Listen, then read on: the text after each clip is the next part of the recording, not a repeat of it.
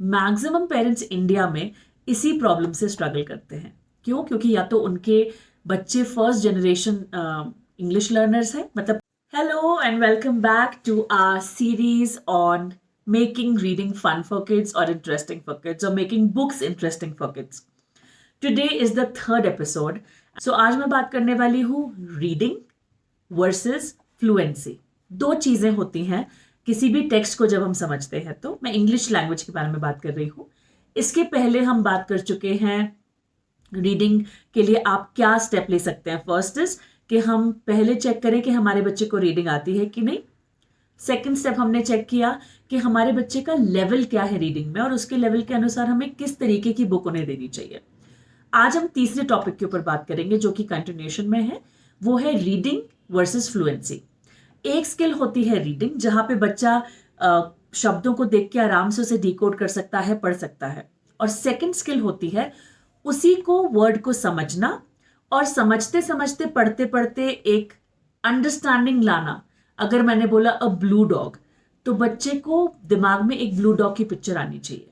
Okay अगर मैंने बोला the red hen is sitting on the hut, तो बच्चे को एक रेड हैन दिखाई देनी चाहिए और एक वो हट के ऊपर बैठी है।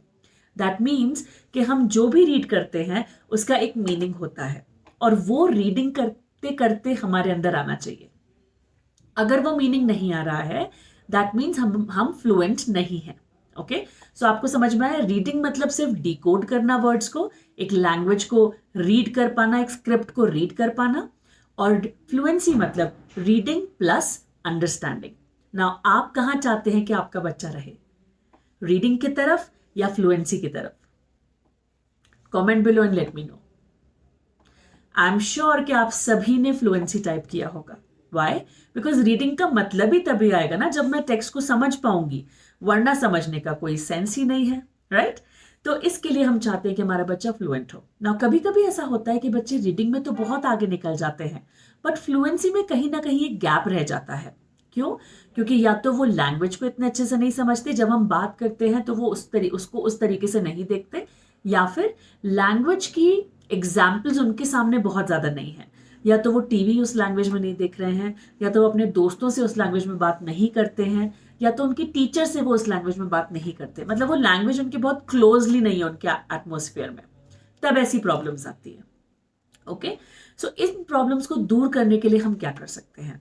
मैक्सिमम पेरेंट्स इंडिया में इसी प्रॉब्लम से स्ट्रगल करते हैं। क्यों? क्योंकि या तो उनके बच्चे फर्स्ट जनरेशन इंग्लिश लर्नर्स हैं, मतलब पहली बार उनके लाइफ में वो उनकी पूरी फैमिली हिस्ट्री में वो पहली बार इंग्लिश इस तरीके से इतनी क्लोजली सीख रहे हैं, या फिर उनके मम्मी पापा को एक प्रॉपर इंग्लिश एनवायरनमेंट नहीं है जिसके कारण ये बच्चे भी इंग्लिश को इतने अच्छे से समझ नहीं पाते, या फिर उनके मम्मी पापा बिल्कुल ही एक न्यू एनवायरनमेंट में है जहां पे वो उस लैंग्वेज को एकदम से अपने एटमोसफियर में ला ही नहीं पा रहे हैं, even if the mummy and पापा नो कैसे इंग्लिश बोलना है। ओके तो इसके लिए आप छोटे मोटे 2-4 एग्जाम्पल्स मैं आपको दूंगी, वो आप घर में ट्राई कर सकते हैं, जिससे आपके बच्चे को आप एक एनवायरनमेंट दे सकते हैं, या फिर एक बुक्स को पढ़ते वक्त एक जैसे बोलते हैं ना एक गाइड दे सकते हैं, जिससे एक सपोर्ट सिस्टम क्रिएट कर सकते हैं जिससे आपके बच्चे को बहुत हेल्प मिलेगी। Okay so the first thing is, जब भी आप कोई बुक दें किसी अपने बच्चे को रीड करने के लिए, ऑब्वियसली उसका लेवल चेक करके लेवल के नीचे बुक होनी चाहिए। आप उसे रीड करके सबसे पहले डिफिकल्ट वर्ड्स को अंडरलाइन कर दें। ओके और अपने बच्चे को उस बुक को रीड करने के पहले ही उन डिफिकल्ट वर्ड्स का मीनिंग समझा दें, नंबर 1। नंबर 2, बहुत बार ऐसा मैं करती हूँ कभी कभी कि टेक्स्ट के ऊपर ही मैं छोटा सा मीनिंग लिख देती हूँ इजी फॉर्मेट में, या फिर एक गाइड क्रिएट कर देती हूँ और वहां पे मीनिंग बता देती हूँ।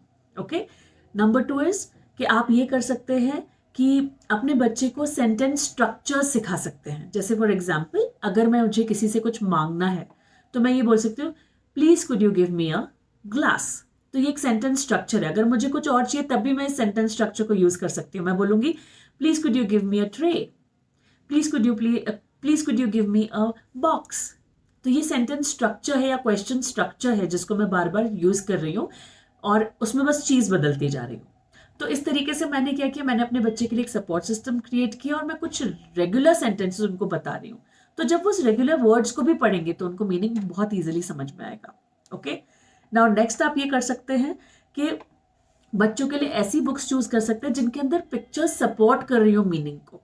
तो उससे भी बहुत फर्क पड़ता है कि बच्चे को टेक्स्ट पढ़ना है और थोड़ा बहुत पिक्चर की हेल्प से वो समझ सकता है कि उस स्टोरी बुक का क्या मीनिंग है। ओके, उसके बाद नेक्स्ट है कि जब बच्चे को आप किताब दें तो बच्चे के साथ बैठ के आप उसके साथ पढ़ सकते हैं। नॉट नेसेसरी कि आप हर एक चीज में सपोर्ट करें, बट नेसेसरीली जब जब बच्चे को एक जरूरत हो हेल्प की, तब आप वहां पे बैठे हो उसकी हेल्प करने के लिए। ओके, तो उससे ये होगा कि एटलीस्ट वो डरेगा नहीं नई किताब लेने के पहले, या फिर अगर उसको कोई डाउट होगा तो वो देन एंड देयर आपसे क्लियर कर सकता है। So you are always there for them कि वो बुक जब पढ़ रहे हो आप सामने बैठे हो। And the last one is कि आप बच्चे को कुछ क्लूज दे सकते हैं। जब स्टोरी पढ़ने वाले हो उसके स्टार्टिंग में ही आप उस स्टोरी के बारे में कुछ एक्साइटिंग चीजों के बारे में बात करके एक हुक सा क्रिएट कर सकते हैं, एक क्लू दे सकते हैं कि अच्छा तुमने किसी प्रिंसेस के बारे में पढ़ा है जो जिसकी सैंडल छूट गई थी बाहर कैसल के, तो वो जस्ट कनेक्ट करेगा। या तुम्हारी कभी कोई चप्पल छूटी है कभी किसी कैसल के बाहर। जनरली मतलब कोई भी जब आप स्टोरी इंट्रोड्यूस करें तो आप उसे पहले खुद पढ़े और उसके बाद अपने बच्चे के साथ लेके जाएं, और अपने बच्चे को डेफिनेटली 100% आपको कोई इंटरेस्टिंग हुक या कोई इंटरेस्टिंग तरीका खोजना ही पड़ेगा, और जिसके थ्रू मतलब वो हुक हो जाएगा स्टोरी से और उसको लगेगा कि हाँ ये स्टोरी पढ़ना मेरे लिए जरूरी है। ओके, आप अपनी चाइल्डहुड मेमोरी यूज कर सकते हैं उस चीज के लिए, राइट? तो इस तरीके के कुछ छोटे मोटे बदलाव करके जब आप जिस तरीके से बुक उसे हैंड ओवर करते हैं, या बुक के अंदर क्या सपोर्ट सिस्टम आप क्रिएट कर रहे हैं ताकि आपका बच्चा रीडिंग से फ्लुएंसी की तरफ आगे बढ़े, ये बहुत बहुत बहुत इंपॉर्टेंट होता है। तो आज के वीडियो में हमने एक सपोर्ट सिस्टम क्रिएट करने की बात की और रीडिंग से फ्लुएंसी की तरफ जाने की बात की। ओके, मैं आपको आगे आने वाले वीडियोस में बहुत सारी टेक्निक्स भी बताऊंगी कि पढ़ने के बाद आप टेस्ट कैसे कर सकते हो कि कि आपके बच्चे को रीडिंग आई या फ्लुएंसी भी आई। Okay, so I hope you were able to make most sense of this video. और अगर आपको ये वीडियो अच्छा लगा तो definitely hit the subscribe button, and please share it with people who you feel would connect with this video and who would get some benefit out of it. Yeah, thank you so much. And also, yes, one more thing, you can post your comments below, you can post your questions below, which will help me to understand कि आपकी क्या situation है और मैं उसको कैसे cover कर सकती हूँ अपने future videos में. Yeah, so that's all for now, and I'll see you in the 4th video now. Bye bye.